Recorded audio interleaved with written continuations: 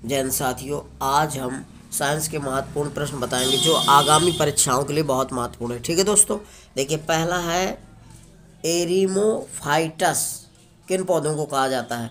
तो दोस्तों जो रेगिस्तान या स्टेपी में उगने वाले पौधे हैं उनको एरिमाफाइटस कहा जाता है। ध्यान रखना, रेगिस्तान या स्टेपी में उगने वाले पौधों को क्या कहा जाता है? एरिमोफाइटस। ध्यान रखिएगा, रेगिस्तान में उगने वाले पौधों को क्या बोलते हैं? एरिमोफाइटस।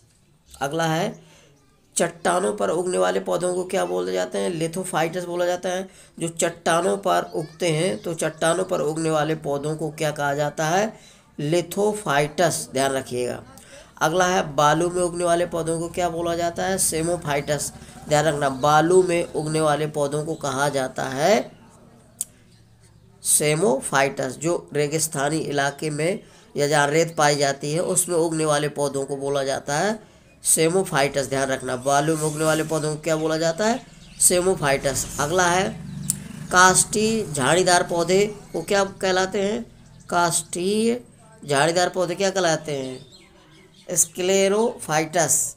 स्क्लेरोफाइटस कहलाते हैं। ध्यान रखना, स्क्लेरोफाइटस कहलाते हैं।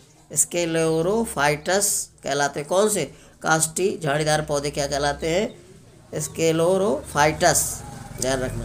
अगला है अधिक सांद्रता वाली मृदा में उगने वाले पौधे क्या कहलाते हैं?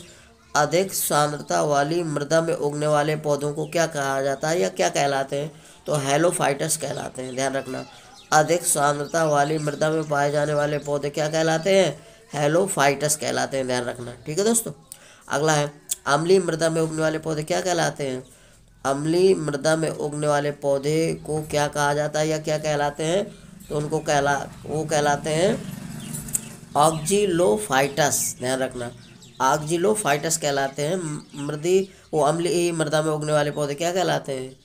ऑक्जिलोफाइटस। ध्यान रखना, अम्लीय मृदा में उगने वाले पौधे क्या कहलाते हैं? ऑक्जिलोफाइटस। अगला है दलदल में उगने वाले पौधे क्या कहलाते हैं?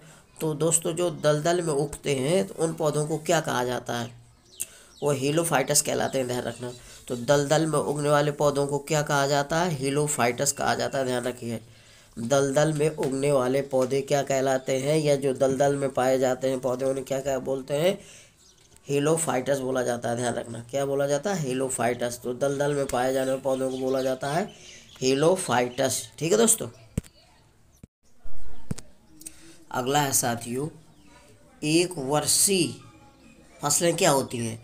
तो ऐसी फसलें दोस्तों जो अपना जीवन चक्र एक साल में पूरा कर लेती हैं वो एक वर्षीय फसलें कहलाती हैं। ध्यान रखना दोस्तों, एक वर्षीय फसलें कौन होती हैं? तो ऐसी फसलें जो एक वर्ष में अपना पूरा काल समाप्त कर लेती हैं, यानी कि एक वर्ष में जो पैदा हो जाती हैं, जिनका उत्पादन किया जाता है वो एक वर्षीय फसलें कहलाती हैं। जैसे गेहूँ है, धान है, मक्का है, ज्वार है, बाजरा है, ये सभी एक वर्षीय फसल के अंतर्गत आते हैं। ध्यान रखना दोस्तों, ठीक है। अब दो वर्षीय फसलें, तो ऐसी फसलें जो 2 वर्ष में अपना कार्यकाल पूरा कर लेती हैं, 2 वर्षों में उत्पादन हो जाता है जिनका, वो 2 वर्षीय फसलें कहलाती हैं। जैसे चुकंदर।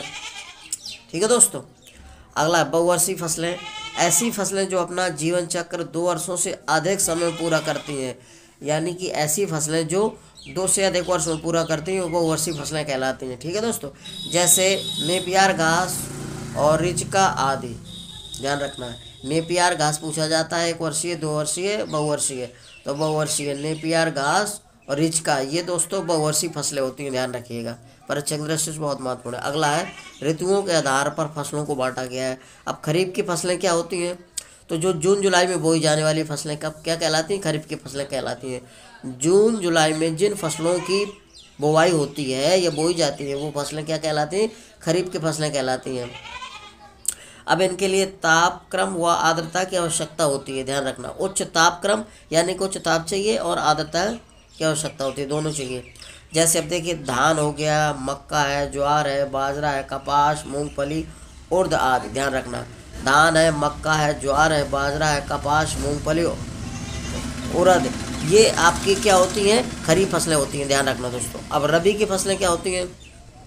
तो रबी की फसलें जो अक्टूबर नवंबर में बुआई की जाती है। ध्यान रखना, जिनकी अक्टूबर नवंबर में बुआई की जाती है, अक्टूबर नवंबर में बोई जाने वाली फसलें रबी की फसल कहलाती हैं। ठीक है। इनके लिए क्या चाहिए? हमें उच्च ताप की आवश्यकता होती है इनको भी। ठीक है। अब दोस्तों कौन कौन सी होती है, गेहूँ है, जौ है, जई है, चना है, मटर है, मसूर है, लाही है, सरसों है, बरसीम है, आलू है, ये सब क्या कहलाती हैं, रबी की फसलें। कौन कौन सी होती हैं, तो आपकी गेहूँ है, जौ है, जई है, चना, मटर, मसूर, लाही, सरसों, बरसीम, आलू, ये सभी क्या होती हैं, रबी की फसलें होती हैं, ध्यान रखना दोस्तों। अब अगला क्या है, जायद फसलें।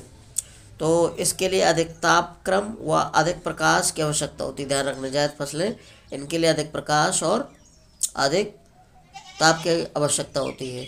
ये दोस्तों इनकी बुआई ध्यान रखिएगा फरवरी मार्च में होती है। इनकी बुआई कब की जाती है, फरवरी मार्च में। समय पूछा जाता है दोस्तों, ध्यान रखना तीनों का।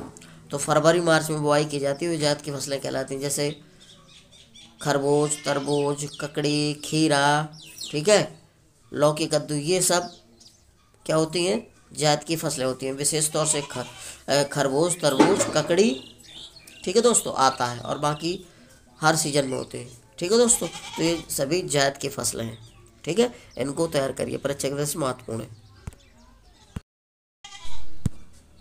अगला है साथियों, अजैविक पादक रोग, यानी कि जो हमारी फसलें होती हैं तो उनमें किसकी कमी से कौन सा रोग लगता है, ठीक है दोस्तों। तो देखिए जैसे नींबू है, नींबू में डायबैक रोग लगता है कापर की कमी से, ध्यान रखना। कापर की कमी हो जाती है जब नींबू के पौधे में, तो डायबैक रोग होता है, ठीक है। अब दोस्तों आंवले में आंतरिक निक्रोसिस यानी कि बोरान की कमी से होता है। तो आंवले में बोरान की कमी से कौन सा रोग होता है, आंतरिक निक्रोसिस, ध्यान रखना। अगला है नींबू में लिटिल लीफ किसकी कमी से होता है, तो कापर की कमी से होता है, ध्यान रखना। कापर की जब कमी हो जाती है तो नींबू में लिटिल लीफ रोग हो जाता है, ध्यान रखना। अगला आम में लिटिल लीफ किसकी कमी, जस्ता की कमी से होता है। आम में लिटिल लीफ रोग होता है किसकी कमी, जस्ता की कमी से आम में लिटिल लीफ रोग होता है, ध्यान रखिएगा। अगला है मटर में मार्स रोग किसके, तो मैग्नीज की कमी से होता है। तो मटर में जो मार्स रोग होता है और मैग्नीज की कमी से होता है, ठीक है। अगला है धान में खैरा रोग होता है, जस्ता की कमी से होता है, ध्यान रखना। धान में खैरा रोग किसकी कमी से होता है, जस्ता की। हमें अक्सर पूछा जाता है कि धान में धान में कौन सा रोग होता है, तो खैरा होता है, और किसकी कमी से होता है, जस्ता की, ध्यान रखना। अगला है फूल गोभी में व्हीप टेल किसकी कमी से होता है, तो मोलिब्डेनम की कमी से होता है, ध्यान रखना। फूल गोभी में व्हीप टेल किसकी कमी से होता है, मोलिब्डेनम की कमी से होता है, ठीक है। अब चुकंदर में हार्ट रॉट रोग किसकी कमी से होता है, तो बोरान की कमी से होता है। चुकंदर में कौन सा रोग होता है, हार्ट रॉट, और इसके बाद किसकी कमी से होता है, बोरान की कमी से, ध्यान रखना। दो प्रकार से पूछा जा सकता है कि हार्ट रॉट किस में होता है, तो चुकंदर में। कौन सी फसल में होता है, चुकंदर में। किसकी कमी से, बोरान से। अगला है आलू का ब्लैक हार्ट रोग किस में होता है, पूछा जाता है आलू में कौन सा रोग होता है, ब्लैक हार्ट रोग किस फसल में होता है, तो आलू में, ध्यान रखना। ब्लैक हार्ट रोग किस में होता है, आलू में। और ये किसकी कमी से होता है, भंडारण में ऑक्सीजन की कमी से होता है, ध्यान रखना। किसकी, ऑक्सीजन की कमी से। फूल गोभी में ब्राउनिंग रोग होता है किसकी कमी से, बोरान की कमी से, ध्यान रखना। फूल गोभी में ब्राउनिंग रोग होता है बोरान की कमी से, ठीक है दोस्तों। यदि मेरा वीडियो अच्छा लग रहा है तो मेरे वीडियो को लाइक और सब्सक्राइब अवश्य करिए प्लीज़ साथियों। जय हिंद।